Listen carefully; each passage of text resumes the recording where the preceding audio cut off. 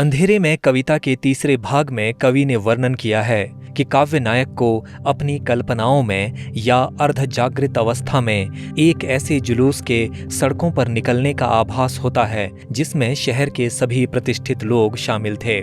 इसमें मंत्री, उद्योगपति, साहित्यकार, पत्रकार और यहाँ तक कि सेनाओं के कमांडर और सैनिकों की टुकड़ियां भी थीं। इसके अलावा शहर के बदनाम अपराधी भी इस जुलूस में शान से भाग ले रहे थे। काव्य नायक महसूस करता है कि समाज के तथाकथित संपन्न और सम्मानित लोग जिनके हाथों में सत्ता और पूंजी है, उनमें से अधिकांश स्वार्थी और मौकापरस्त हैं। ये लोग दिन में षड्यंत्र रचते हैं, जालसाजी की योजनाएं बनाते हैं और रात में मिलजुल कर अपराध करते हैं और एक दूसरे को सहयोग देते हैं। ये लोग जनता के प्रति झूठी सहानुभूति का प्रदर्शन करते हैं और सेवा की आड़ में स्वार्थों की सिद्धि करते हैं। इसी जुलूस के आभास में खोए हुए काव्य नायक की रात गुजर जाती है और सुबह के 4 बज जाते हैं। चौथे खंड में मुक्तिबोध काव्य नायक की बदलती हुई मनस्थिति और बदले हुए परिवेश का चित्रण करते हैं और फैंटेसी आगे बढ़ती है। मुक्तिबोध लिखते हैं, अकस्मात 4 का गजर कहीं खड़का, मेरा दिल धड़का,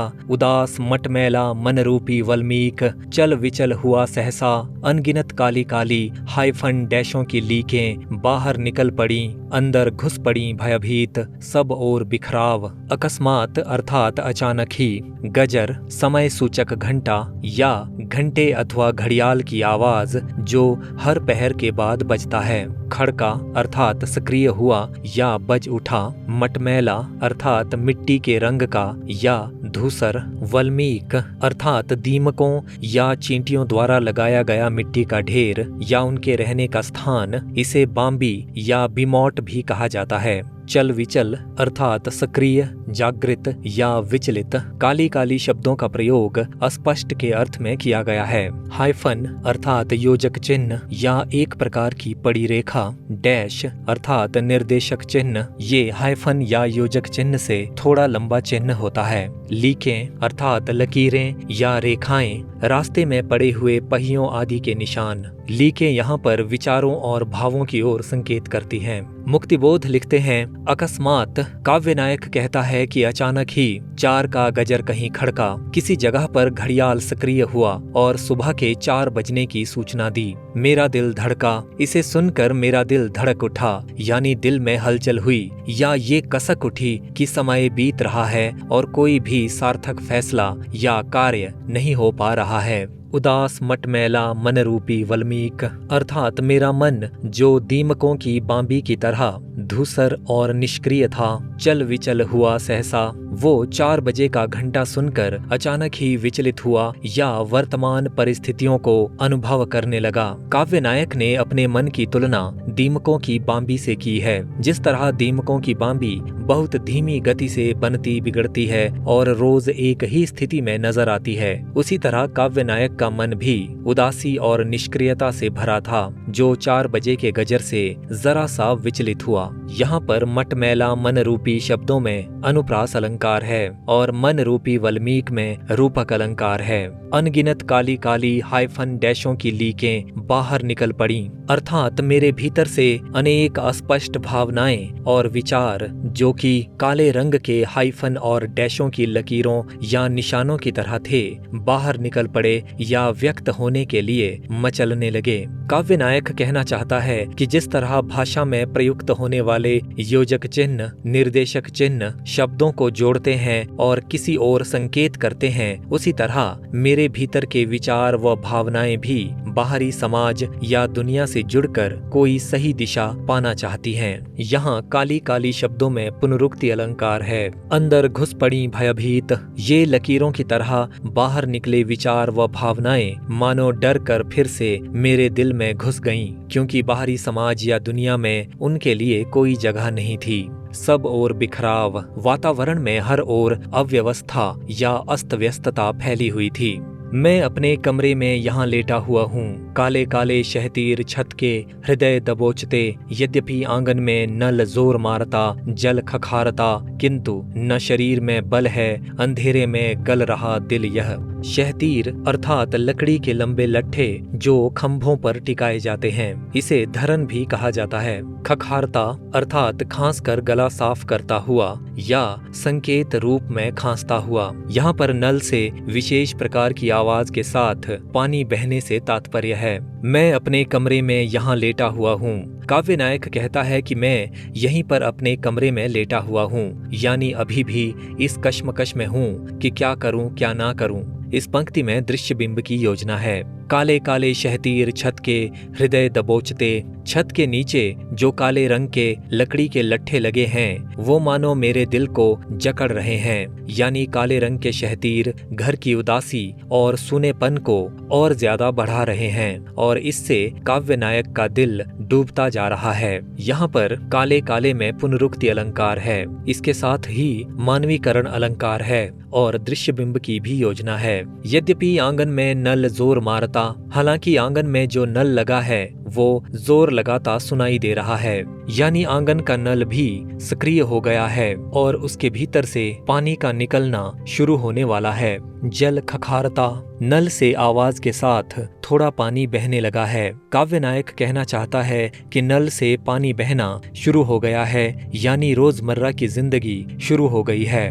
भले ही काव्य नायक खुद उदासी और निष्क्रियता से भरा है और अपने विचारों को अभिव्यक्त करने के लिए तड़प रहा है, मगर जीवन अपनी रफ्तार से चल रहा है। यहाँ पर नल द्वारा जोर मारने और जल खखारने का वर्णन होने के कारण मानवीकरण अलंकार है। किंतु ना शरीर में बल है। काव्य नायक कहता है कि मेरे शरीर में जरा भी ताकत नहीं है। अंधेरे में गल रहा दिल यह, और सुबह के इस हल्के अंधेरे में मेरा दिल बैठता जा रहा है, यानी मुझ में उमंगे, उत्साह और सक्रियता के स्थान पर निराशा, अवसाद और कमजोरी ही है।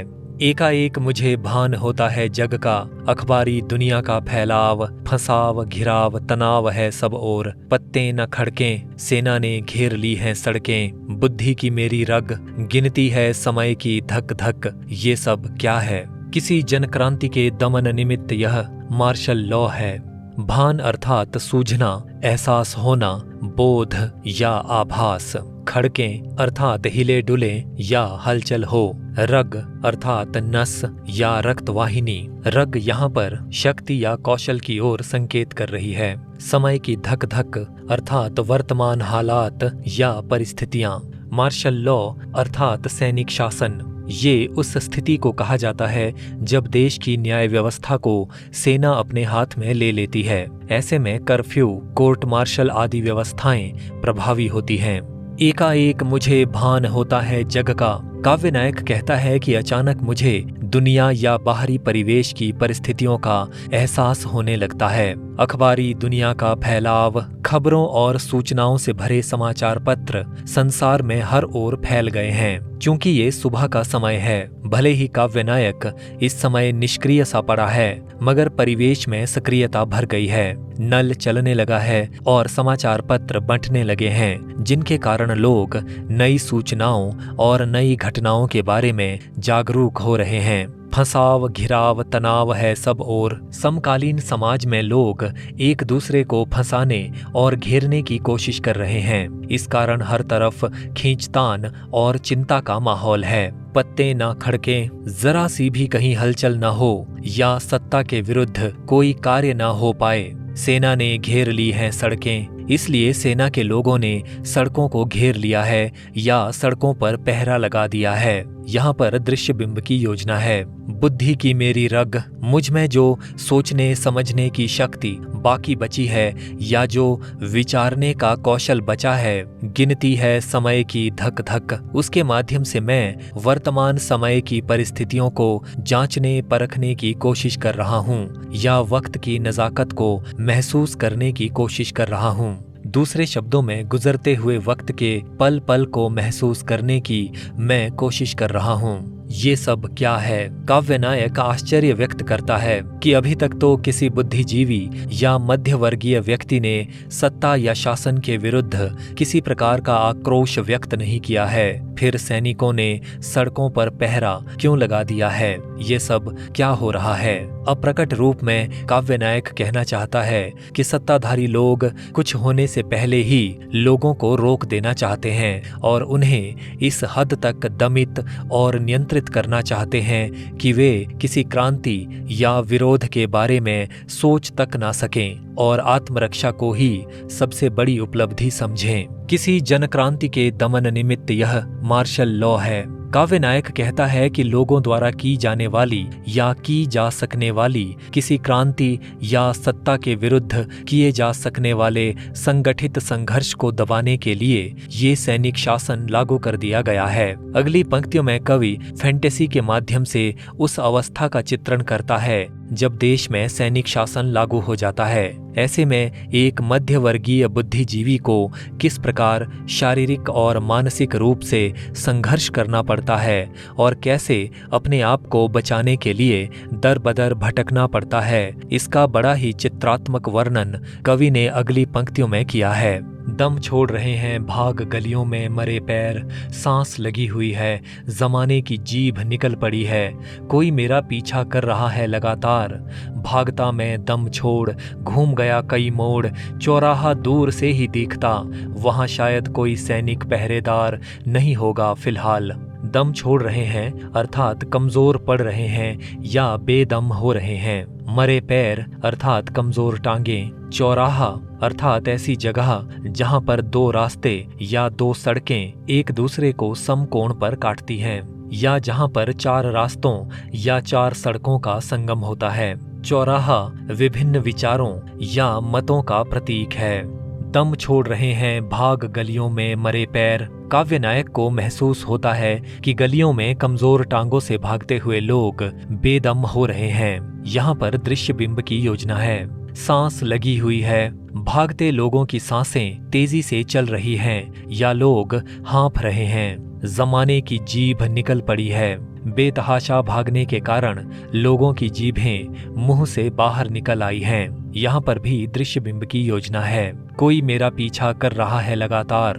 अब काव्य नायक को लगता है कि कोई लगातार उसके पीछे चल रहा है या उस पर नजर रखे हुए है। यहाँ पर भी दृश्य बिंब की योजना है। भागता मैं दम छोड़, काव्य नायक कहता है कि मैं भी बिना आराम किए या बिना रुके भाग रहा हूँ। घूम गया कई मोड़, मैं दौड़ते भागते कई मोड़ काट चुका हूँ या कई मोड़ पार कर चुका हूँ। चौराहा दूर से ही दिखता, दूर से ही मुझे एक चौराहा नजर आ रहा है। यहाँ पर भी दृश्य बिंब की योजना है। वहां शायद कोई सैनिक पहरेदार नहीं होगा फिलहाल। काव्य नायक उम्मीद करता है कि उस चौराहे पर शायद कोई सिपाही फिलहाल इस वक्त पहरेदारी नहीं कर रहा होगा। चौराहा विभिन्न विचारधाराओं और मत मतांतरों का प्रतीक है और काव्य नायक को आशा है कि मार्शल लॉ के इस गंभीर और तनावपूर्ण माहौल में भी शायद सभी विचारधाराओं या स्वतंत्र चिंतन की आज़ादी पर अभी प्रतिबंध नहीं लगा होगा। दिखता है सामने ही अंधकार स्तूप सा, भयंकर बरगद, सभी उपेक्षितों, समस्त वंचितों, गरीबों का वही घर, वही छत, उसके ही तल खोह अंधेरे में सो रहे गृहहीन कई प्राण, अंधेरे में डूब गए डालों में लटके जो मटमैले चिथड़े, किसी एक अतिदीन पागल के धन वे, हाँ वहाँ रहता है सिरफिरा एक जन। स्तूप अर्थात मिट्टी या पत्थर का टीला, बौद्धों का विशेष धार्मिक स्थल। यहाँ पर ऊंची आकृति से तात्पर्य है। बरगद साम्यवादी या मार्क्सवादी विचारधारा का प्रतीक है, जिसके नीचे या जिसके कारण गरीबों और शोषितों को आश्रय मिल सकता है। उपेक्षित अर्थात दरकिनार या हाशिए पर के लोग। वंचित अर्थात छले गए, ठगे गए लोग या सर्वहारा सुविधाहीन लोग। तल अर्थात नीचे या तले। खोह अर्थात गुफा या कोई गहरी जगह। गृहहीन अर्थात बेघर। प्राण शब्द का प्रयोग प्राणियों अथवा लोगों के अर्थ में किया गया है। सिरफिरा अर्थात पागल, सनकी, झक्की। यहाँ पर बेपरवाह या मनमानी करने वाले व्यक्ति से तात्पर्य है। कुछ विद्वानों ने इस सिरफिरे व्यक्ति को मुक्तिबोध की अंतरात्मा का प्रतीक माना है और कुछ विद्वानों ने इसे मध्य वर्ग की अंतरात्मा का प्रतीक कहा है।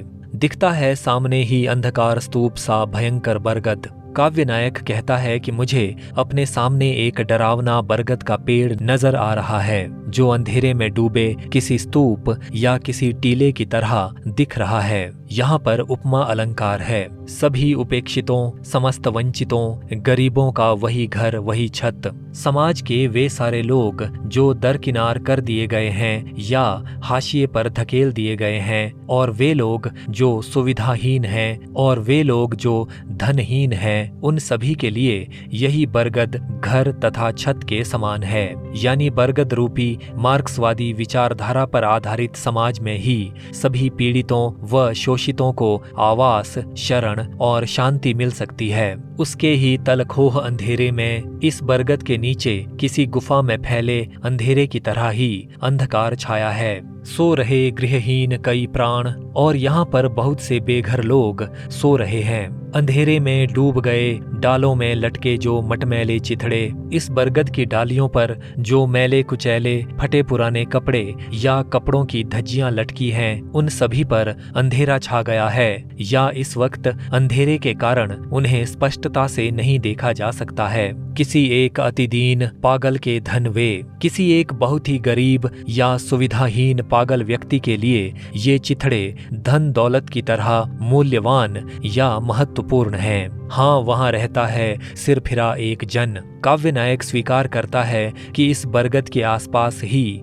सनकी या बेपरवाह सा इंसान रहता है।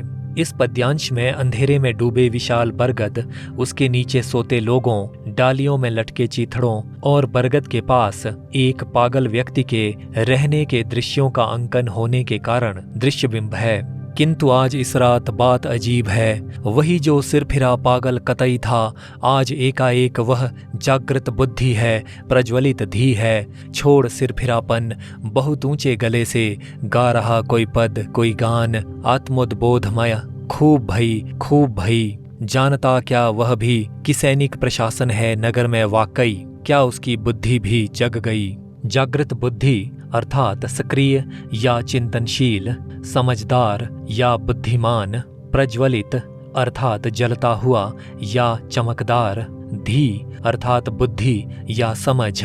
यहाँ पर प्रज्वलित धी से तात्पर्य है क्रांतिकारी बौद्धिक चेतना से युक्त, आत्मोद्बोधमय अर्थात आत्मा की जागृति या ज्ञान और चेतना से युक्त या आत्मज्ञान से युक्त। किंतु आज इस रात बात अजीब है।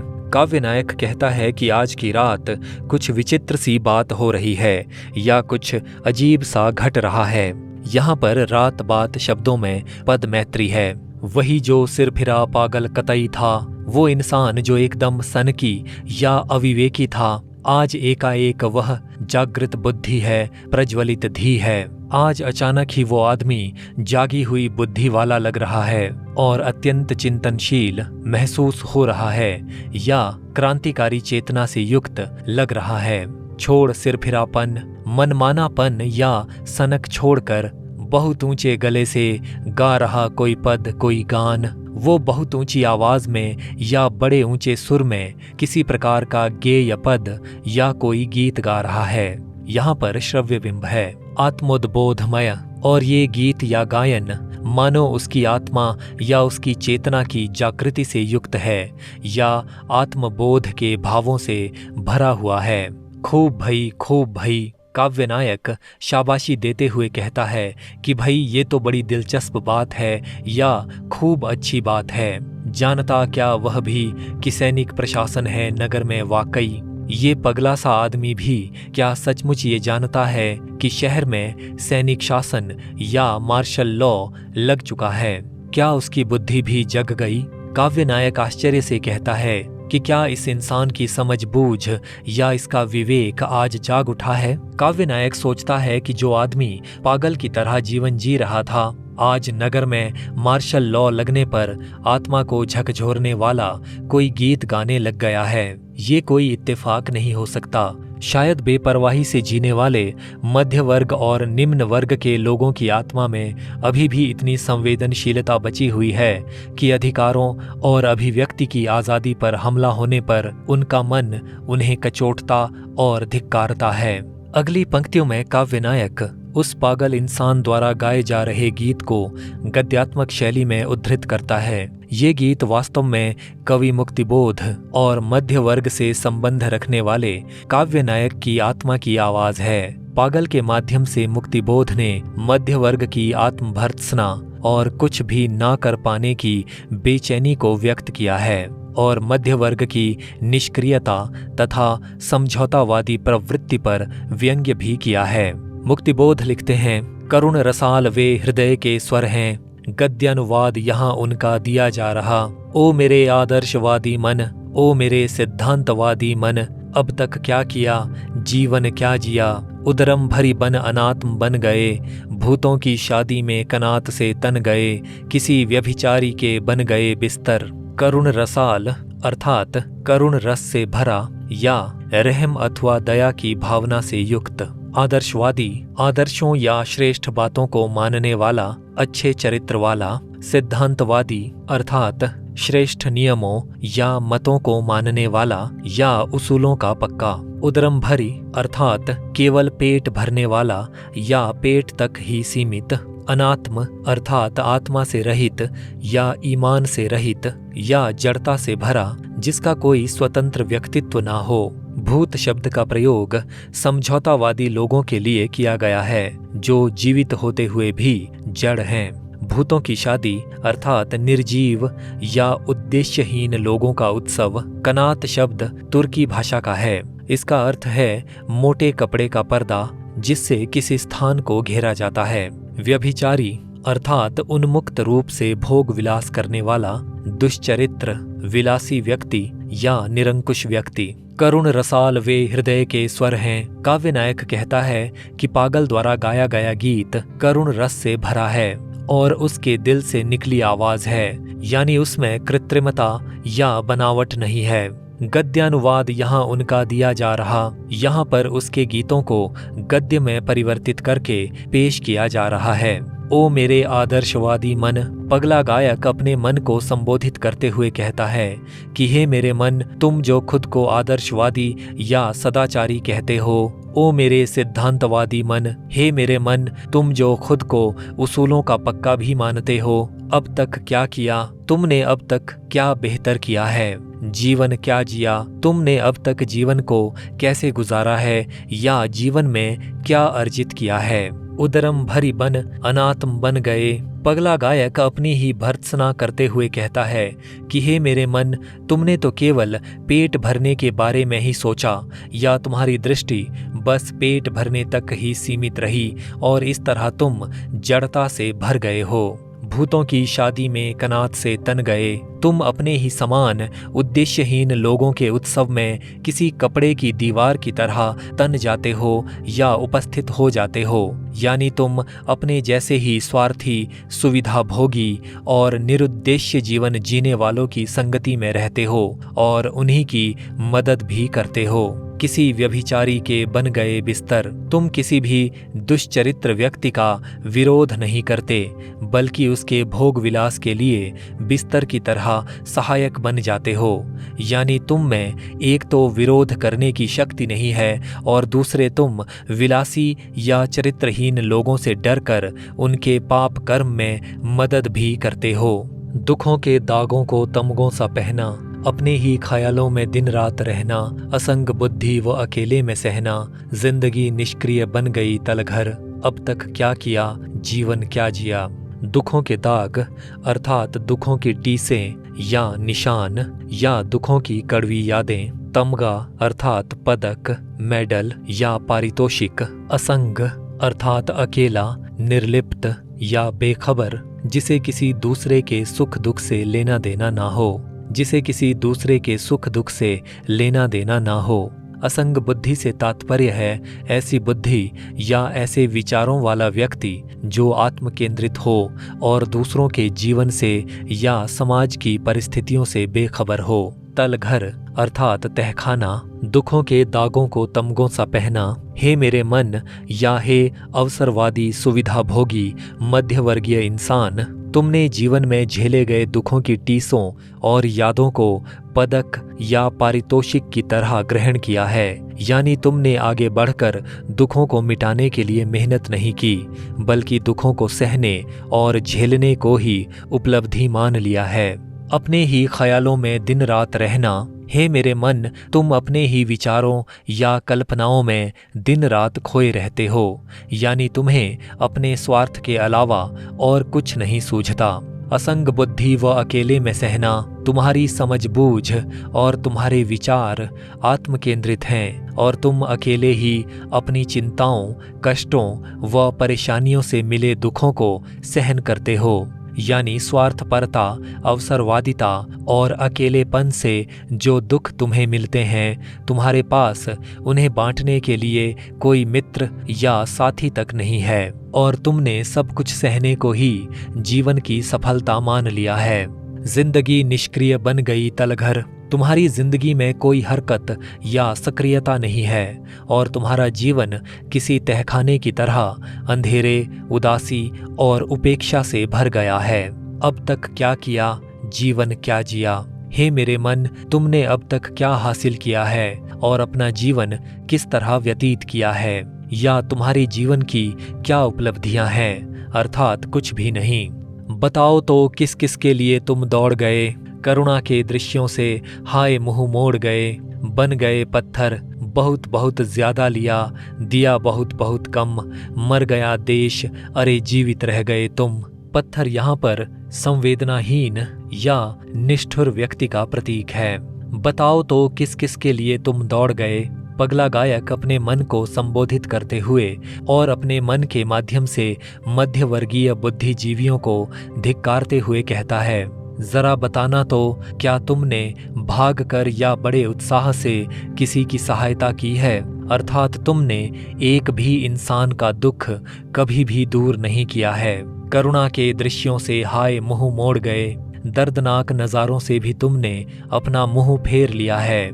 यानी जहां पर तुम्हारी दया या तुम्हारी सेवाओं की ज़रूरत होती है या तुम्हारी सेवा की ज़रूरत होती है, उन जगहों या उन घटनाओं को तुम जानबूझकर अनदेखा कर देते हो, या ऐसे दृश्यों को देखकर तुम मदद करने की अपेक्षा वहां से चले जाते हो। यहाँ पर मुंह मोड़ शब्दों में अनुप्रास अलंकार है और मुंह मोड़ना मुहावरे का प्रयोग किया गया है। बन गए पत्थर। तुम बुद्धि और चेतना से युक्त होने पर भी किसी पत्थर की तरह निष्क्रिय और भावहीन बने रहते हो। यानी तुम्हारी इंसानियत मर चुकी है। बहुत बहुत ज्यादा लिया। तुम्हें समाज में जो कुछ भी ज्यादा मात्रा में मिलता है उसे तुम बिल्कुल भी नहीं ठुकराते। यानी तुम ज्यादा सुरक्षा और ज्यादा सुविधाओं को महत्व देते हो और उन्हें हथियाने में जरा भी संकोच नहीं करते। यहाँ पर बहुत बहुत शब्दों में पुनरुक्ति अलंकार है। दिया बहुत बहुत कम। जहाँ पर त्याग या बलिदान की बात होती है वहाँ पर तुम कम से कम देने की कोशिश करते हो। यानी समाज या देश के लिए किसी तरह के योगदान की बात पर तुम पीछे हट जाते हो और तुम्हारा योगदान कम से कम होता है। मर गया देश, अरे जीवित रह गए तुम। तुम्हारी इसी निष्क्रियता के कारण देश या देश के लोग अधोगति में हैं या मृतप्राय हैं और ऐसे मुश्किल समय में भी अपने स्वार्थों की पूर्ति करने के लिए अवसरों की तलाश में तुम अभी भी जीवित या सक्रिय हो, या तुम्हारे जैसे स्वार्थी, अवसरवादी, समझौतावादी लोग ही देश में नजर आ रहे हैं।